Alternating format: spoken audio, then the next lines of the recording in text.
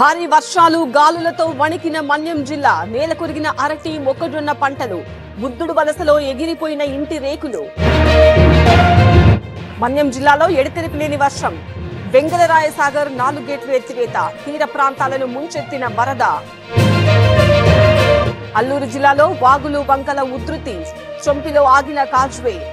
నిచ్చెన సాయంతో వాగు దాటుతున్న గిరిజనులు.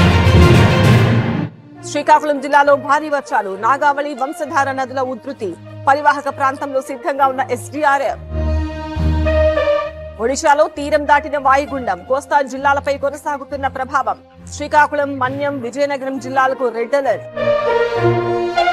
విశాఖలో భారీ వర్షం, ఈదురుగాలులు, నేలకొరిగిన చెట్లు, విద్యుత్ స్తంభాలు, యుద్ధ ప్రాతిపదికన సహాయక చర్యలు. ఉత్తరాంధ్ర వర్షాలపై చంద్రబాబు సమీక్ష, అప్రమత్తంగా ఉండాలని కలెక్టర్లకు ఆదేశం. సమన్వయంతో పనిచేయాలన్న సీఎం సూచన.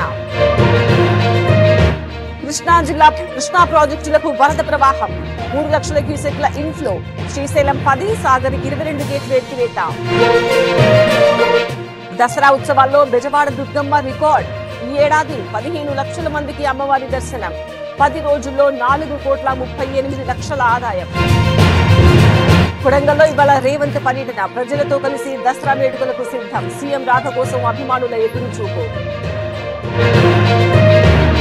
ఇవాళ ఏపీ కేబినెట్ సమావేశం, ప్రధాని పర్యటన ఏర్పాట్లపై చర్చ, రాజధాని నిర్మాణం, భూ కేటాయింపులపై నిర్ణయం. 10 ఏళ్ల బీఆర్ఎస్ పాలనలో జూబ్లీహిల్స్ పై నిర్లక్ష్యం, ఎమ్మెల్యే మనవాడైతేనే పనులు జరుగుతాయన్న ఓవైసీ.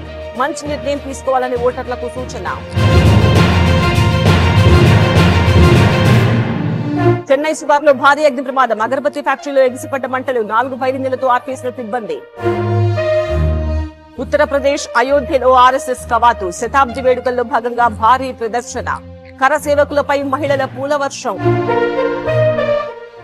ఉత్తరప్రదేశ్ కాన్పూర్ లో పోలీసుల తనిఖీ, రైల్వే స్టేషన్ లో అణువణువు సోదాలు, 1,50,00,000 విలువైన సెల్ ఫోన్లు సీజ్.